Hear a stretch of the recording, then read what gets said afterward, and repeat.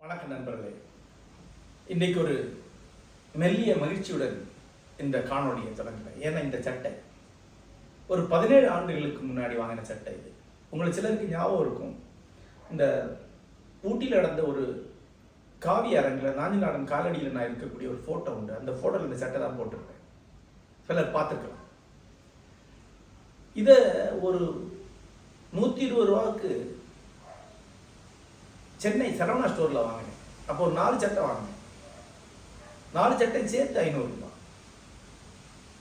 அந்த சட்டை இப்போ இருக்கு, எல்லா சட்டையும் இருக்கு, இப்போ போட்டுதான் இருக்கு. அதன் பிறகு எனக்கு சில இந்த பிராண்டட் சட்டைகள் இருக்கு. எது நான் வாங்கினது கிடையாது. பெரும்பாலும் எனக்கு நண்பர்கள் அன்பளிப்பாக கொடுத்துவையா இருக்கும். இப்போ நான் பெரும்பாலும் போடுறது நண்பர் சிவகுருநாதனுடைய நூற்பு அமைப்பு சார்பில் எனக்கு அவர் அன்பளிப்பு அளிக்கக்கூடிய சட்டைகள் தான். பெரும்பாலான சட்டைகள் அவருடைய சட்டைகள் தான். அவருடைய ஒரு பிராண்ட் அம்பாசிடர்னு சொல்லலாம். இந்த பிராண்டட் சட்டைகள் எதுவுமே 5 ஆண்டுகள் இருந்ததுங்க. ஒரு 6-7 முறை துவைச்ச உடனே பழசாயிடுது.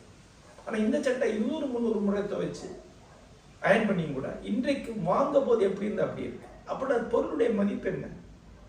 பொருளோட மதிப்புக்கு தான் நம்ம பணம் கொடுக்குறோமா? இல்லை, நம்ம சமூக கௌரவத்துக்காக தான் பணம் கொடுக்குறோம். அடையாளத்துக்காக தான் பணம் செலவழிக்கும். ஒரு பொருளுடைய வர்த்து என்ன நமக்கு முக்கியம் கிடையாது. அந்த வர்த்துன்னு நம்ம நினைக்கிறது, அதை போட்டுக்கிட்ட 4 பேர் என்ன நினைப்பாங்க.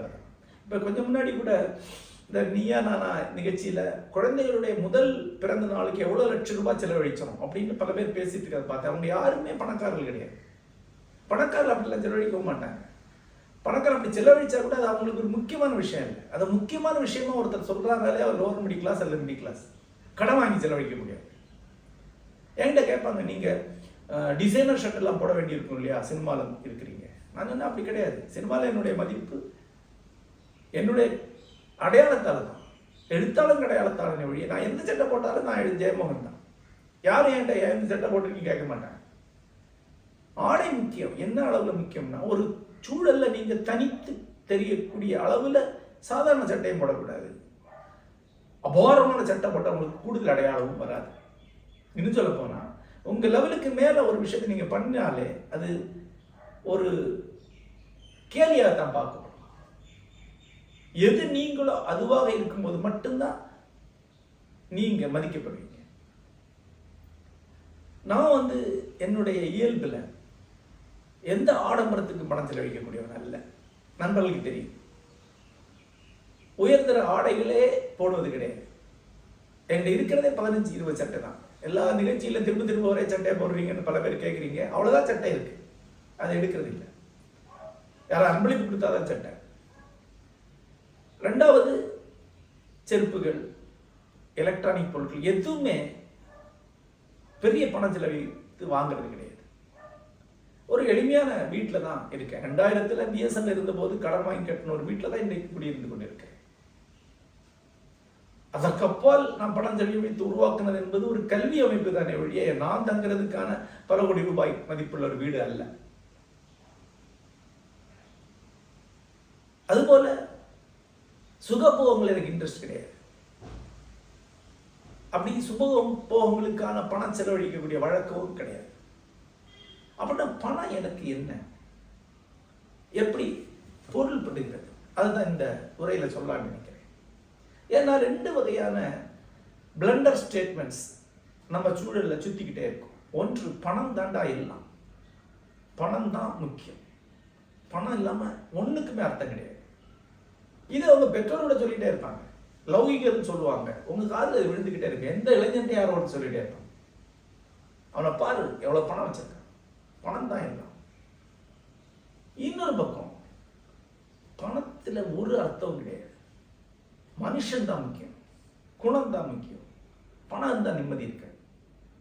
பணத்துக்கு மதிப்பே கொடுக்காதவன் தான் மனுஷன். கலைஞன் பணத்தே பொருட்படுத்த. கலைஞன் பணமே அற்றவனா இருக்கணும். கையில காசு இல்லாமல் இருக்கவன் தான் சரியான வாழ்க்கை வாழலாம். இந்த எக்ஸ்ட்ரீம்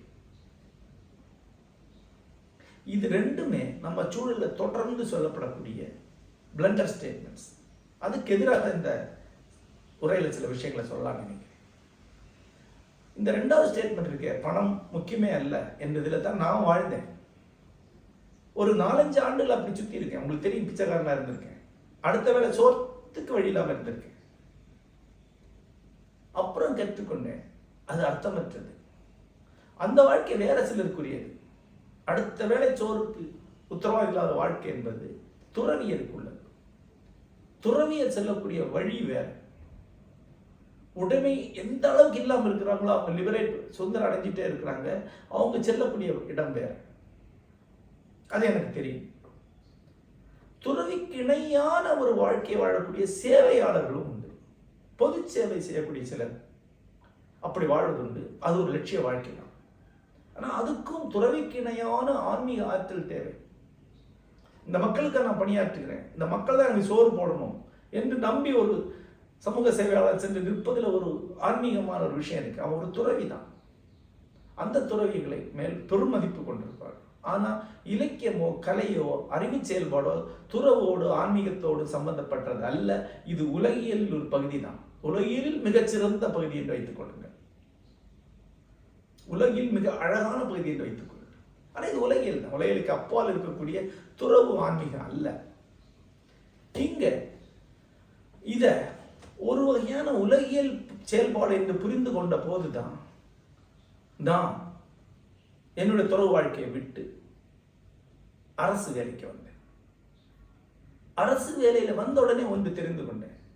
அரசு வேலை அது அளிக்கக்கூடிய பொருளாதார பாதுகாப்பு எனக்கு முக்கியம். பணத்தின் சரியான பொருள் என்ன என்று அப்போது புரிந்து கொண்டேன். பணத்துக்கு நீங்க கொடுக்கக்கூடிய அர்த்தம் தான் உண்டு, அதுக்குன்னு அர்த்தம் கிடையாது. அம்பானிக்கு பணம் ஒரு அர்த்தம் கொடுக்குது, அது அதானியை விட முன்னால போறது தான் அவருடைய அர்த்தம். ஒரு ஒரு நடுத்தர கோடீஸ்வரனுக்கு அம்பானி ஆகக்கூடியது அவனுடைய கனவா இருக்கலாம். சிலருக்கு பணம் என்பது சுகபோகம், சிலருக்கு சமூக கௌரவம். ஊர் நடுவில் 12 கோடியில் வீடு கட்டுறதா பணத்துடைய மதிப்பு என்று நினைக்கக்கூடியவங்க இருக்கலாம். அப்படி பல்வேறு கனவுகள், பல்வேறு வகைகள் இருக்கு பணத்துக்கு. எனக்கு பணம் என்ன? இதுதான் நான் இந்த காணொலியில நான் உத்தேசிக்கிறது. இளம் படைப்பாளிகள், கனவுகளுடன் இதில் வரக்கூடியவர்கள், அவர்கிட்ட நான் சொல்ல விரும்புறது பணத்துக்கான அர்த்தத்தை நீங்கள் கொடுங்கள் என்பதுதான். அந்த அர்த்தம் என்ன? அந்த அர்த்தம் என்பது உங்களுடைய அகப்புற நேரத்தை ஈட்டிக் கொள்வதுதான். அது பணம் வழியாக தான் ஈட்ட முடியும். பணம் தான் உங்களுடைய அக நேரத்தை புற நேரத்தை அளிக்கிறது. ஒருவர் காலையில் எழுந்து ஒவ்வொரு நாளும் தொடர்ந்து அன்றைய பொருளாதார சிக்கலை மட்டுமே யோசிக்கக்கூடியவராக இருப்பார் என்றால் அவரால் கலை இலக்கியத்தில் ஒன்றுமே சாதிக்க முடியாது, சாத்தியமே கிடையாது. பழைய காலத்தில் அப்படி ஒரு வாழ்க்கை சாத்தியம். ஆனால் புறவலர்கள் இருப்பாங்க, அவங்க பார்த்துக்கோங்க. இன்றைக்கு அப்படி சாத்தியம் கிடையாது. இன்னைக்கு உங்களுக்கு யாரும் புறவலர் கிடையாது. அப்ப நீங்க அந்த அகப்புற நேரத்தை ஈட்டக்கூடிய பொருளை சேர்த்து தாங்கணும். அதுக்கான வேலையை, அதுக்கான லௌகீகத்தை உருவாக்கி தாங்கணும். இல்லைன்னா நீங்க அகப்புற நேரத்தை இழப்பீங்க, கலை இலக்கியத்தில் ஒன்றுமே சாதிக்க மாட்டீங்க. வெறும் ஆசையாக அது போய்விடும். அப்படி போன எத்தனையோ பேர் எனக்கு தெரியும். நான் அதுல அவங்கள்ட்ட தான் நான் சொல்லுவேன், நீங்கள் கலையின் பொருட்டு உலகியலை உதாசீனம் செய்தீர்கள் என்றால் ஒரு கட்டத்தில் தவிர்க்க முடியாமல் உலகியலின் பொருட்டு கலையை கைவிட நேரும். பல கலைஞர் கண்ணீரோடு அதை சொல்லியிருக்காங்க. இளமையில திமிர்ல நான் கலைஞர், வேலை செய்ய மாட்டேன் முடிவு எடுப்பாங்க. ஒரு கட்டத்தில் வேலைக்காக கலையை விடுவாங்க. ஏன்னா வாழணுங்க. இதுதான் திரும்ப திரும்ப நான் சொல்லக்கூடிய பணம் என்பது அகப்புற நேரம். நான் பிஎஸ்எல்ல பணியாற்றும் போது எனக்கு தெரிந்தது, என் வாழ்க்கையில ஒரு குறிப்பிட்ட அளவுக்கு உள்ள நேரத்தை, அக நேரத்தை அது கழிச்சா போதும், மிச்சம் எல்லாம் எனக்கு தான். அதில் நான் கனவு காண முடியும், எழுத முடியும். ஒரு நாளைக்கு 8 மணி நேரம் தான் கொடுத்தா போதும், மிச்சம் எல்லா நேரம் எனக்கு கிடைக்கும். அதில் எனக்கு பொருளாதார கவலை கிடையாது, சாப்பாட்டு கவலை கிடையாது, எந்த கவலையும் கிடையாது. அதனால தான் என்னால் விஷ்ணுமுறை எழுத முடிந்தது. நான் சொல்லுவேன், கம்பனுக்கு சடையப்ப வள்ளல் யாரோ அதுதான் பிஎஸ்என்எல் எனக்கு. அதில் தான் விஷ்ணுமுறை எழுதினேன், பின்தொடர்ந்து எழுதினேன். பெரிய பெரிய படைப்புகளை நிம்மதியாக மனநிறைவோடு எழுதுறதுக்கு காரணம் அந்த வேலை எனக்கு அளித்த அகப்புற நேரம் தான். அதை ஈட்டிக்கொள்ளுங்கள். அதை உதாசீனம் செஞ்சீங்கன்னா உங்க கனவுகள் நிறைவேறாது. அப்புறம் என்கிட்ட கேட்பாங்க, சரி அப்புறம் நீங்க சினிமாவுக்கு வந்தீங்க. சினிமாவுக்கு நான் வந்ததை பற்றி ஒரு மாதிரி கசப்புடன் எழுதக்கூடிய பல பேர் எனக்கு தெரியும். தமிழ்நாட்டில் இருக்கக்கூடிய அத்தனை பேருமே சினிமா கனவுகளோடு அலைஞ்சு கொண்டிருக்கக்கூடியது எனக்கு தெரியும். எழுத்தாளர்களுக்கு எல்லாம் உள்ள இருக்கக்கூடிய நப்பாசே அதுதான். ஆனால் அதெல்லாம் எங்களுக்கு முக்கியம் அல்ல, நாங்கள் வேற என்று சொல்லவும் செய்வாங்க. சொல்லக்கூடியவனே சினிமாவுக்கு எப்படி முயற்சி பண்ணா தோற்று போனான்னு எனக்கு தெரியும். சினிமா எனக்கு தேடி வந்தது. நான் தேடி வந்த காலகட்டத்தில் என்னுடைய அலுவலக வேலையில் அழுத்தம் கூடி வந்த ஒரு காலம். உங்களுக்கு தெரியும், 90களுக்கு பிறகு கொஞ்சம் கொஞ்சமாக மேல்நாட்டு நிர்வாக முறை வர வர வர இயல்பாக வேலை பார்க்கக்கூடிய ஒரு சூழல் இல்லாமலாகி டார்கெட் என்று ஒரு மனுடைய பெரும்பாலான அகநேரத்தை பறிக்கக்கூடிய ஒரு சூழல் அமைந்தது. அந்த நேரத்தில் திரைப்படம் வந்தது. திரைப்படத்தில் மிக குறைவான அகநேரம் கொடுத்தப்போ பல மடங்கு அதிகமான ஊதியம் கிடைச்சது. அதுபோல புற நேரம் முழுசா என் கைக்கு வந்தது. ஆகவே நான் இங்கே ஷிஃப்ட் ஆனேன், இந்த துறைக்கு வந்தேன். சினிமாவில் சமரசம் என்று சொல்லுவார்கள். நீங்க அரசாங்க வேலையிலையோ வேற எந்த துறையில இருந்து அங்க செய்யாத சமரசம் செய்யாத யாராவது ஏதாவது தொழிலில் வேலை பார்க்க முடியுமா? ஆனால் அந்த சமரசம் என்பது உங்களுடைய ஆளுமை, உங்களுடைய சுய கௌரவத்துடைய சமரசமாக இருக்க வேண்டிய அவசியம் இல்லை. உண்மையில பிஎஸ்என்ல வேலை பார்க்கும்போது தான் என்னுடைய ஆளுமையில ஒரு சமரசம் செய்து கொண்டேன். ஒரு எழுத்தாளர் நான் எங்கேயுமே வெளிக்காட்டுறது கிடையாது, ஒரு அறிவுஜீவியை வெளிக்காட்டுறதே கிடையாது, தமிழ் தெரிஞ்சவனாக வெளிக்காட்ட மாட்டேன். பாட்டுக்கு பேசாம இருந்து கொண்டிருந்தேன். ஆனால் அதுதான் அங்கே சாத்தியம். அது வேற ஒரு உலகம். ஹைரார்கி, மேல் கீழ் அடுக்கு என்பது அரசு வேலையில் ரொம்ப அதிகம். எனக்கு என்னுடைய நோக்கம் என்ன, நாம் எவ்வளவு குறைவான அகப்புற நேரத்தை செலவழித்து அந்த வேலையை முடித்து அந்த ஊதியத்தில் என்னுடைய வாழ்க்கையை, என்னுடைய இலக்கிய வாழ்க்கையை நடத்த வேண்டும் என்பது என்னோட நோக்கம். ஆகவே நாங்கள் எந்த மோதலில் ஈடுபட்டது கிடையாது, எந்த சிக்கலில் ஈடுபட்டது கிடையாது.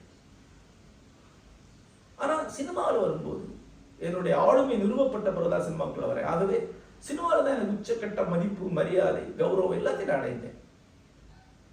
மகிழ்ச்சியான நிறைய தருணங்கள் சினிமாவில் தான் எனக்கு இருந்தது. சினிமாவுக்கு நிறைய பாசிட்டிவ் அம்சம் இருக்கு. அதில் ஒன்று, பிஎஸ்எல்ல நீங்க வேலை பார்த்தீங்கன்னா அதில் ஆர்டிஸ்டிக் மனம் கொண்ட ஒருத்தர் கூட இருக்க மாட்டாங்க. கதையோ கவிதையோ எதுலேயும் யாருக்கு இன்ட்ரெஸ்ட் இருக்காது. அங்கே உள்ளவங்க பேசுறது முழுக்க லௌகிகமாக தான் இருக்கும். யாரை சந்திச்சாலும் உடனே என்ன சார் 5th பே கமிஷன்ல என்ன சொல்றான், ட்ரேட் யூனியன்ல என்ன சொல்றான், இதான் பேசிட்டு இருப்பாங்க. திரும்பி அதான் கேட்கணும். அவரு சிரிப்பா ஒரு மாதிரி அதை சமாளிச்சு போயிட்டே இருக்கணும். ஆனா சினிமா அப்படி கிடையாது. எவ்வளவு மோசமான வணிக சினிமா இருந்தாலும் அதுல ஈடுபடக்கூடிய எல்லாருமே ஆர்டிஸ்ட். ட்ரெயிலர்கிட்ட போய் உட்காந்து பேசிட்டு இருக்கலாம், ஆர்ட் டிபார்ட்மெண்ட்ல உட்காந்து பேசிட்டு இருக்கலாம். ஒரு சமானமான ரியாலிட்டியை உருவாக்கக்கூடிய இந்த வீடு அப்படியே செட் போட்டுருவோம். அவன் ஒரு கலைஞர், நடன கலைஞர்கிட்ட பேசலாம். எல்லாருமே ஆர்டிஸ்ட் தான். சினிமாவில் இருக்கக்கூடிய அந்த கொண்டாட்டம் வேற எங்கேயும் கிடையாது. அதனால தான் சினிமாக்குள்ள போறவங்க திரும்பி வரதே கிடையாது. வேற எங்கேயும் அவங்கள செட் ஆக முடியாது. ஏன்னா முழுக்க கலைஞர்கள் மட்டுமே இருக்கக்கூடிய உலகம் வேற எதுவுமே இன்றைக்கு கிடையாது. பழைய காலத்தில் நாடக குழுக்கள் அப்படி இருந்திருக்க வாய்ப்பு இருக்கு. ஆகவே சினிமாவில் ஒரு மிக மகிழ்ச்சியான ஒரு காலம் எனக்கு இருந்தது. அந்த சினிமா படமா எடுக்கப்படும் போது சினிமாவுக்கான வணிக ஒப்பந்தங்களாக அது உருமாறி போகும். அந்த சமரசத்தை செஞ்சுதான் ஆகணும். உண்மையில அண்மையில் இப்போ இந்தியன் 2 என்ற ஒரு படம் வந்து உங்களுக்கு தெரிஞ்சிருக்கும். அந்த படத்துல என்னுடைய ஒரு வசனம் கூட, நான் எழுதின ஒரு சீன் கூட கிடையாது. இயக்குனர் எனக்கு கொடுத்த கதையை நான் ஒரு படத்துக்காக எழுதி கொடுத்தேன். ஆனால் அதை 2 படமா ஆக்குனாங்க. அதுல நிறைய பொருளாதார சிக்கல்லாம் வந்து நீண்ட காலம் தேங்கி இருக்குன்னா அதை 2 படமா ஆக்குனாங்க. வேற 2 எழுத்தாளர்கள் கொண்டு வந்து அவங்க திருப்பி அதை எழுதினாங்க. அவங்க எழுதினது அந்த படத்துல இருக்கு. என்னுடைய பெயர் 3 எழுத்தாளர் ஒன்றாக இருக்கு. நான் எழுதின ஒரு சீன் கூட அதில் கிடையாது, ஒரு டைலாக் கூட கிடையாது. ஆனால் அந்த படத்தை திட்டுறாங்க, அந்த பேர் என்னதான் திட்டுவாங்க. ஏன்னா இருக்கிறதுல சீனியர் ரைட்டர் நான் தான். வேற வழி கிடையாது, சமரசம் தான். ஏன்னா அதுக்கு பணம் வாங்கியிருக்கேன், அந்த பணம் திருப்பி கொடுக்க முடியாதுல்ல, ஏன் திருப்பி கொடுக்கணும்? ஆகவே நான் ஓகே பாட்டுறதுக்கு இதுதான் சமரசம். இந்த சமரசம் செஞ்சுதான் ஆகணும். நாம எழுதுகிற படம் எடுக்கும்போது உருமாறி இன்னொன்று ஆகணும். அந்த படம் நம்முடைய படம் தான் சொல்லுவாங்க. ஆனால் நான் எழுதின எந்த படத்தை நான் கிளைம் பண்ண மாட்டேன். அதில் ஒரு பங்களிப்பை தான் ஆக்கியிருக்கேன் நான் சொல்றேன். ஏன்னா அது அவ்வளோதான் உண்மை. நான் எழுதி என்னுடைய படம் சொல்லக்கூடிய ஒரு படம் கூட கிடையாது. ஆனால் எப்படியோ அது சார்ந்த எல்லாத்துக்கும் பொறுப்பேற்கணும். இதெல்லாம் தான் சமரசம், அதெல்லாம் செஞ்சுதான் ஆகணும். ஆனால் அதனுடைய விளைவாக எனக்கு கிடைக்கக்கூடியது என்னுடைய அகப்புற நேரம். இந்த அகப்புற நேரத்தால் நான் அடைந்தவை மிக அதிகம். ஏன்னா அரசாங்க வேலையில் ஒரு சின்ன வேலையில் இருக்கக்கூடிய ஒருவன், குமஸ்தா வேலையில் இருக்கக்கூடிய ஒருவன், அவனுடைய பிள்ளைங்க கல்லூரி போகிற நாட்களில் பொருளியல் நெருக்கடிக்குள்ள எப்படியோ வந்துடும். தமிழ்நாட்டில் பெரும்பாலான எழுத்தாளர்கள் ஏதோ ஒரு கட்டத்தில் ஒரு பெரிய நெருக்கடிக்குள்ளாக இலக்கியத்திலிருந்து வெளியே போகிறது அந்த காலம்.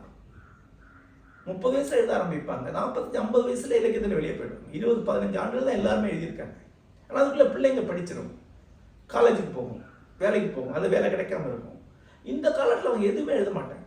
ஒரு 10-15 ஆண்டு இடைவெளிக்கு பிறகு திருப்பி எழுத வருவாங்க. பிள்ளைங்களா செட்டில் ஆன பிறகு, ரிட்டையர் ஆன பிறகு ஒன்றும் உருப்படாது. ஏன்னா ஏற்கனவே எழுத திருப்பி எழுத முடியும். அதுக்குள்ள இலக்கியம் எங்கேயோ மாறி போயிடும்.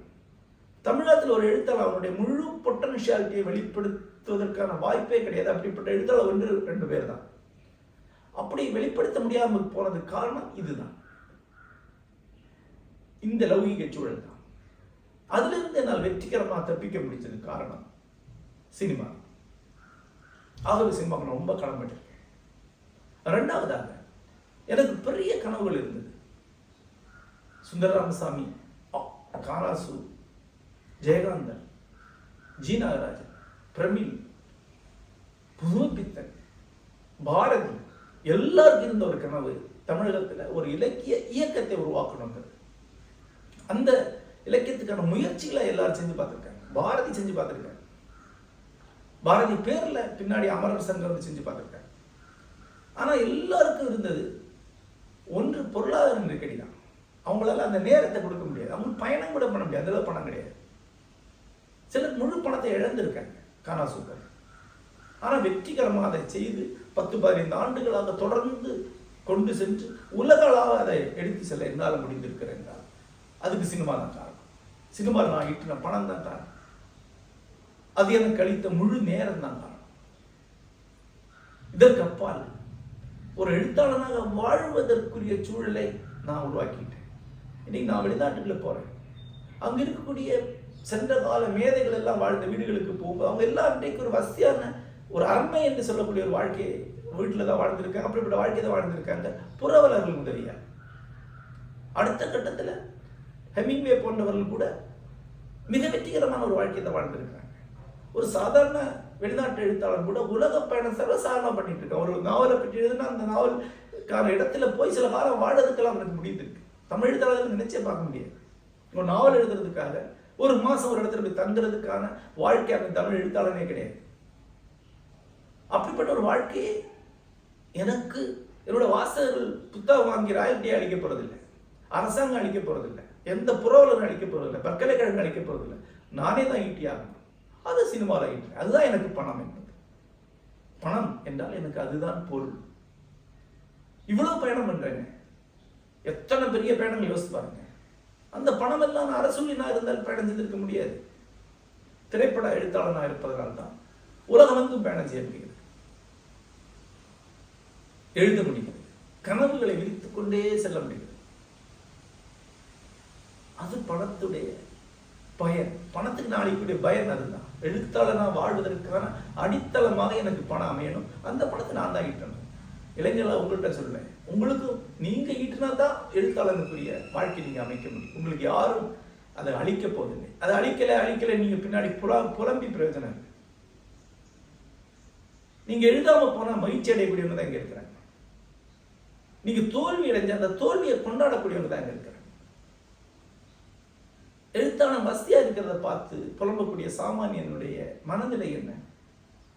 எழுத்தாளன் ஒரு வசதியா இருக்காங்க, ஏன் சாமானியனுக்கு அந்த கஷ்டம் வருது? வாசகனுக்கு அது வரது இல்லையே. வாசகனுக்கு எழுத்தாளர் வசதியா இருந்த சந்தோஷம் தான், நிறைய எழுதிட்டு இருந்தாங்க. ஆனா சாமானியனுக்கு ஏன் அந்த பிரச்சனை வருது? அல்லது தோற்று போன சக எழுத்தாளனுக்கு அந்த பிரச்சனை இருக்கு. ஏன்னா சாமானியோட பிரச்சனை என்னன்னா, அவன் லௌகிகமா இருக்கான், ஆனா அவனுக்கு ஒரு அடையாளம் கிடையாது. எழுத்தாளனுக்கு ஒரு அடையாளம் புகழ் இருக்கு. அவன் லௌகிகமா வீழ்ச்சி அடைஞ்சானா அது ஏதோ வகையில சமம்னு நினைக்கிறான். எனக்கு லௌகியம் இருக்கு, புகழ் இல்லை. அவனுக்கு புகழ் இருக்கு, லௌகியம். அவனுக்கு லௌகிகத்திலே வெற்றி அடைந்தால் இவனுக்கு தாங்க முடியல. அது என்னங்க நியாயம்னு கேட்கிறாங்க. இதுதான் பிரச்சனை. தமிழகம் தோல்வி அடைந்தவர்களை கொண்டாடும். ஒருத்தர் குடிச்சிட்டு அழிஞ்சான்னா தமிழகம் என போற்றி திருவுருவாக்கும். ஏன் அந்த தோல்வியை இந்த சாமானிய மனம் கொண்டாட விரும்புது. இலக்கியம் என்பது தேவையற்றது இது நினைக்குது. இலக்கியம் என்பது ஒரு நஞ்சுன்னு நினைக்குது. ஆக ஒருத்தர் அது குடிச்சு சீரழிஞ்சானா, ஒண்ணுமே எழுதாம போட்டானா, தோல்வி அடைச்சிட்டானா, இவன் நினைக்கிறது ப்ரூவ் ஆகுது இல்லை. ஆக இவனுக்கு ஒரு ஹாப்பினஸ். பெரிய கவிஞன் சார் குடிச்சு அடிக்கான் அடிப்பான். இதுல இருக்கிறது ஒரு மறைமுகமான இன்பம் தான். நல்ல வேலை, நல்லா சேஃப் என்கிறது தான். இவங்கெல்லாம் இவங்க பிள்ளைங்களை எப்படி நடத்துவாங்க? அந்த பிள்ளை ஒரு கவிதை எழுதுனா என்ன நினைப்பாங்க? கழுத்தை நிற்பாங்க. அந்த பிள்ளை ஒரு கதை எழுதுனா டேய் ரோட்ல நிப்படா அப்படின்னு சொல்லுவாங்க. அதுக்கு இந்த கவிஞன் உதாரணம் காட்டுவாங்க, ரோட்ல கிடக்கிற கவிஞன். இந்த அற்பர்கள் தான் வெற்றியடைந்த கலைஞனை பார்த்து பொறுமுறாங்க. இதுக்கு இளைஞர்கள் செவி கொடுக்க கூடாது. கொடுத்தீங்கன்னா இந்த பேய்க்கு அதனுடைய பசப்புகளுக்கு நீங்க செவி கொடுத்துட்டீங்கன்னா நீங்க தோற்று போவீங்க. உங்களால் எதையுமே சாதிக்க முடியாது. கனவுகளை கைவிட வேண்டியிருக்கும். ஆகவேதான் திருப்பி திருப்பி இதை சொல்றேன். உங்களுக்கான அகப்புற நேரத்தை, எழுத்தாளனுக்கான வாழ்க்கைக்கான சூழலை நீங்க தான் ஈட்டிக் கொள்ளணும். யாரும் உங்களுக்கு அதை அளிக்க போறது இல்லை. நண்பர்களே, ஒரு எழுத்தாளனாக நான் இன்றைக்கு உலகம் முழுக்க வெற்றிகரமாக சென்று கொண்டிருக்கும் விஷ்ணுவர் இலக்கியப்பட்ட ஒரு அமைப்பு உருவாக்கியிருக்கேன். அதுக்கு எழுத்தாளனுக்கான ஒரு வசதியை நான் ஈட்டி கொண்டதுதான் காரணம். அப்படி ஈட்டி கொண்ட பல எழுத்தாளர் இருக்காங்க. தமிழ் சினிமாவில் புதைப்புத்திலிருந்து பிஎஸ் ராமையிலிருந்து நாப்பிச்சமூர்த்தியிலிருந்து எவ்வளவு எழுத்தாளர் சினிமாவோட சம்பந்தப்பட்டிருக்காங்க. தொழில் செய்து கொண்டு எழுதின எழுத்தாளர்கள் பெருங்கலைஞர்கள். சுந்தரராமசாமி பிசினஸ் பண்ணவர் தான். தேவதச்சன் பிசினஸ் பண்ணக்கூடியவர் தான். நான் சிதம்பர சுப்பிரமணிய ஆடிட்டர் இருந்தவர் தான். எவ்வளவோ எழுத்தாளர் இருக்காங்க. மேலநாடு எழுத்தாளர் எடுத்துக்கொண்டால் பட்டினி கிடந்து கலை உருவாக்கியவர்கள் ஆல்மோஸ்ட் யாருமே கிடையாது பெருங்கலைஞர். அரசியல் நெருக்கடிகளுக்கெல்லாம் உள்ளானவங்க உண்டு, அது வேற. ஆனா பிறவிலே பெருங்கோடீஸ்வரர்கள் உண்டு, டால்ஸ்டாய் போல, அல்லது நம்ம ஊர்ல டாகூர் போல, அல்லது பெரும் பதவிகள் இருந்தவர் உண்டு, கதே போல, அல்லது பெரும் பணக்காரர்களால் ஆதரிக்கப்பட்டவர்கள் உண்டு, பீத்தோவன் போல, மொசாத் போல. அப்படிதான் சாத்தியம். ஏன்னா அக நேரம் புற நேரம் ஒருவனுக்கு முழுசா கிடைக்கணும் இல்லையா? அது ரொம்ப முக்கியமானது என்று மீண்டும் மீண்டும் வலியுறுத்த விரும்புகிறேன்.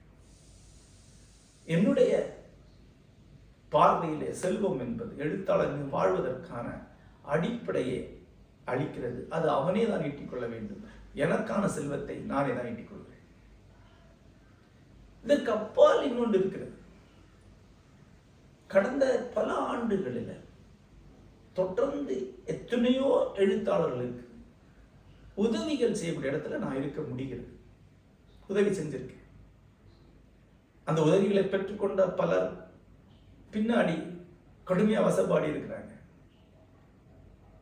அது இயல்பு என்று புரிந்து கொள்ளக்கூடிய எண்ணம் எனக்கு உண்டு. ஏன்னா பெற்றுக்கொள்ள ஒருவர் ஒரு குறுகலை அடைகிறார், ஒரு தாழ்வுணர்ச்சி அடைகிறார். அதை வெல்ல அவர் இந்த அழித்தவர்களை வசைபாடுவது என்பது உலகம் முழுக்க இருக்கக்கூடிய வழக்கம் தான்.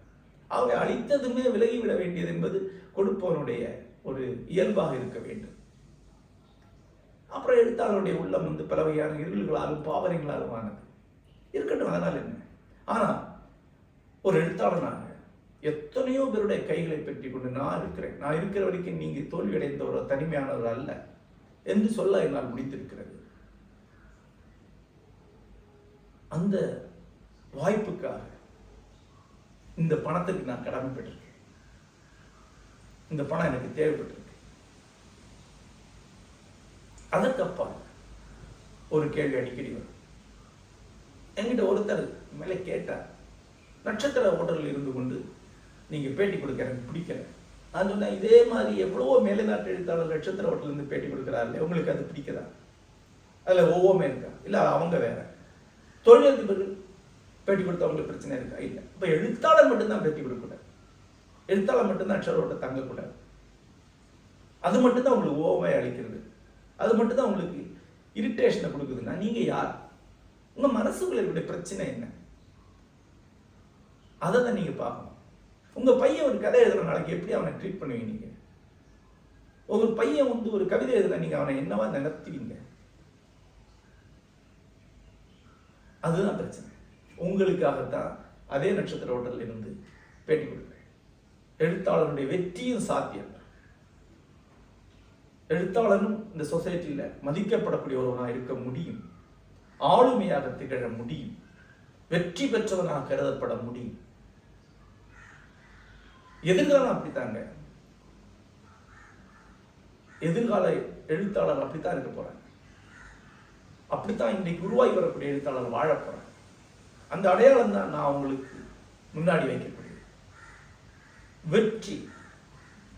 அதுதான் நாம் சொல்லக்கூடிய சோறு ஊட்டக்கூடிய ஒரு வார்த்தை நான் எப்பவுமே சொல்றது, செயலாற்றுவது எப்படி, வெல்வது எப்படி, அந்த வெற்றியை பிறருக்கு முன்னுதாரணம் ஆக்குவது எப்படி, இதைத்தான் நான் செய்யறேன். ஆகவேதான் நட்சத்திர ஹோட்டல்ல இருந்து பேசுறேன். நண்பர்களே, இதை பார்த்துட்டு இல்லாத நண்பர்கிட்ட நான் சொல்லக்கூடிய ஒன்றுதான், எழுத்தாளனாக வாழ்வதும் தான் எழுத்தாளனாக செயல்பட முடியும். எழுத்தாளனாக நீண்ட காலம் கவன குவிப்புற செயல்படக்கூடியவர் தான் உண்மையிலேயே பெரும் பங்களிப்புகளை ஆற்ற முடியும். அப்படிப்பட்ட பெரும் பங்களிப்புகளை ஆற்றணும் என்றால் அதற்கான பொருளியல் அடிப்படையை நீங்கள் உருவாக்கிக் கொள்ள வேண்டும். பணம் முதன்மையானது அல்ல. ஆனால் உங்களுக்கு எது முதன்மையானதோ அதற்கு தேவையான பணம் உங்களுக்கு தேவை. நன்றி.